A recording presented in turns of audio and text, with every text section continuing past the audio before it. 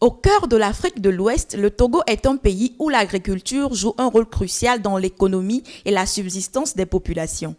Parmi les cultures les plus prisées, la tomate se distingue par sa polyvalence et sa valeur nutritive.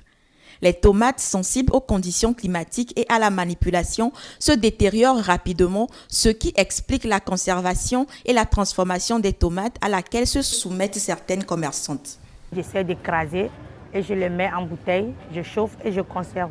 Au-delà de la qualité gustative, le tri des tomates contribue à la bonne senteur de la tomate conservée. Nous trions ceux qui sont déjà trop gâtés, on ne les mélange pas. Après le lavage, vous amenez au moulin, on vous écrase et quand vous revenez à la maison, vous les mettez dans les bouteilles. Et vous allez essayer de laisser un petit espace entre la fermeture de la bouteille et la tomate écrasée qui est déjà dans la bouteille. En conservant et en revendant leurs produits à des prix intéressants en période de rareté, les commerçantes renforcent leur stabilité financière. Après 3-4 mois, quand les tomates seront chères maintenant, vous pouvez faire sortir vos tomates conservées et vous allez proposer ça aux clients. La conservation des tomates au Togo est un enjeu crucial pour la sécurité alimentaire et l'autonomisation économique des commerçantes. Grâce à des méthodes traditionnelles et des solutions innovantes, les femmes font face à des défis considérables tout en contribuant à l'économie locale.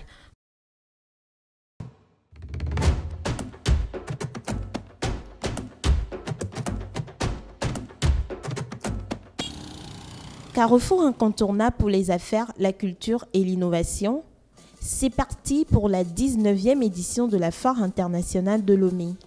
Le coup d'envoi officiel a été donné le vendredi 22 novembre par le Premier ministre Victoire Toméga Dogbé au cours de la cérémonie d'ouverture.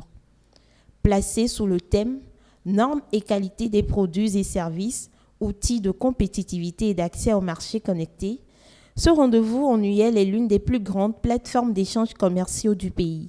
Exposants et participants, je voudrais vous inviter à saisir l'opportunité offerte par la Foire internationale de Lomé pour rencontrer de nouveaux partenaires d'affaires, participer aux rencontres professionnelles, aux panels et conférences inscrits au programme de cette édition.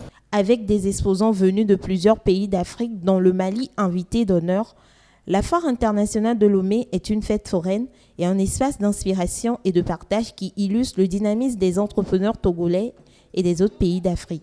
Nous venons de clôturer la cérémonie d'ouverture de la 19e édition de la Foire internationale de Lomé, qui est une foire d'opportunités, un carrefour économique pour le Togo, pour les entreprises togolaises, mais aussi pour plusieurs entreprises de la sous-région.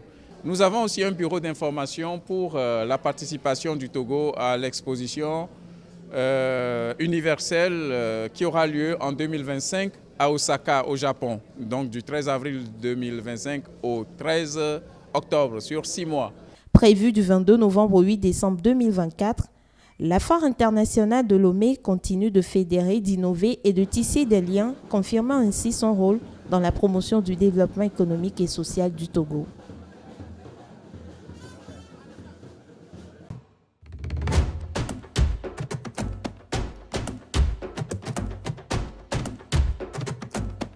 La photographie, depuis sa naissance, a profondément évolué, transformant non seulement notre manière de capturer le monde, mais aussi notre rapport à l'image. Autrefois un art réservé aux initiés, faisant appel à la patience et à l'expertise, la photographie est devenue un phénomène universel grâce aux avancées technologiques. La photographie, d'abord c'est un mot grec, et photo qui vient de photos et qui signifie lumière, clarté, et graphène. C'est-à-dire c'est l'art de peindre ou bien de dessiner. Donc une photographie c'est donc un dessin fait avec de la lumière. Et c'est le fait d'enregistrer les images formées par la lumière dans une chambre noire par rapport à un appareil photographique et une technique qui permet d'obtenir une image permanente par l'action de la lumière et sur une surface sensible. Au début de la photographie, les techniques étaient rudimentaires et exigeaient un savoir-faire minutieux. Les premiers photographes utilisaient des appareils lourds et encombrants, souvent à pellicule humide. L'avènement de la photographie aujourd'hui a changé beaucoup de choses. On avait commencé la photographie avec des appareils argentiques, c'est-à-dire on utilisait des pellicules et on rentrait dans les chambres noires pour faire le développement des images et tout. Des fois, on peut faire les développements des pellicules et tu vas voir que toute ta pellicule est sortie noire. parce qu'il y a une fuite de lumière qui est rentrée dans la chambre noire. Donc c'est tout un tas de complications par rapport à ça. Mais maintenant, on est rentré dans la nouvelle technologie avec les appareils numériques, les appareils hybrides et tout. Ça nous a facilité la photographie, en ce sens qu'avec un appareil numérique, tous les réglages sont là et tu peux faire les réglages à ta manière. Mais il y a aussi des réglages automatiques qui peuvent te permettre d'avoir de très belles images. La photographie en tant qu'art et moyen d'expression a parcouru un long chemin depuis ses débuts.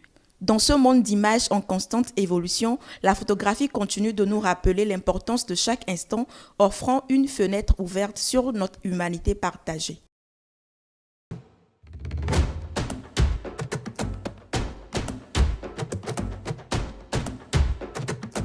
Bien plus qu'un simple divertissement, le cinéma, 7e art, est une industrie, une fenêtre qui nous ouvre des mondes imaginaires, des émotions et des réflexions sur la condition humaine. Le cinéma, c'est le moyen par lequel nous, cinéastes, nous essayons de sauvegarder notre culture, valoriser notre culture à travers l'extérieur et partout dans le monde. Et c'est un moyen de distraction aussi.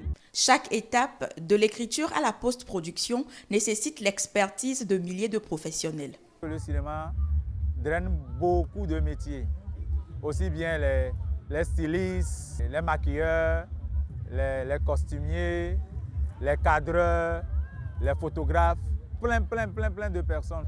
Donc c'est vraiment un domaine qui demande beaucoup de main-d'œuvre. L'acteur de cinéma qui se retrouve au centre de toute cette industrie, peut-il dire qu'il vit de son art? Est-ce que je vis de mon art? Au Togo, c'est difficile de dire oui.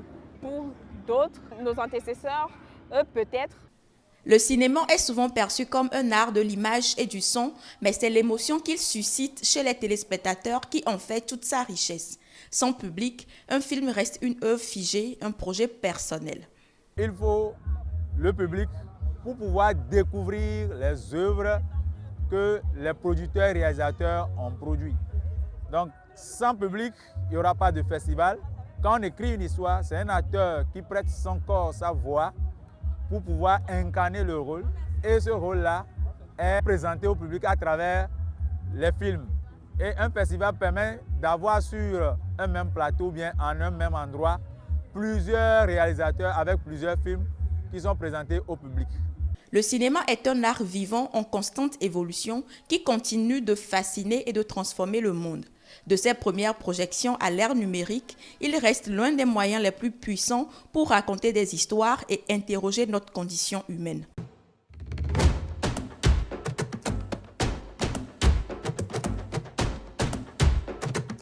Les lumières se sont éteintes sur les éliminatoires de la CAN Maroc 2025. Ils sont, comme depuis 4 éditions, 24 choisis pour répondre à l'appel de Maroc 2025. Parmi les appelés, le Togo n'y figure guère, un absentéisme chronique qui fait le lit aux critiques. Dans sa randonnée, les éperviers ont cogné du roc en prenant des coups du Fennec, les flashs des stars et la moquerie de Nzalang. Un parcours rédhibitoire innové par des approches nouvelles d'un coach arrivé en plein naufrage au milieu de l'océan d'incertitude. 6 matchs, 1 succès, 2 matchs nuls et 3 défaites pour un bilan non reluisant. La bande Annie Bombé d'Arrêt a manqué de maturité et d'audace. Alors qu'elle débute mal sa campagne par un match nul suicidaire à domicile contre le Libéria, 1 but partout, puis un autre 2-2 à Malabo, les éperviers ont dès lors brisé les ailes et le reste du voyage fut alors apocalyptique. La double confrontation contre l'Algérie fut un fiasco. Le combat à Monrovia pour l'espoir, il n'y en a pas eu. Le clair obscur, 3-0 pour son dernier match devant la Guinée équatoriale, n'ont rien d'impactant. Les éperviers ne sont pas parmi les cadres du football africain pour la 4e édition consécutive à 24. À qui la faute? À l'entraîneur, à la fédération, au ministère des Sports et des Loisirs? La question reste sur toutes les lèvres. En attendant d'y revenir, voyons voir.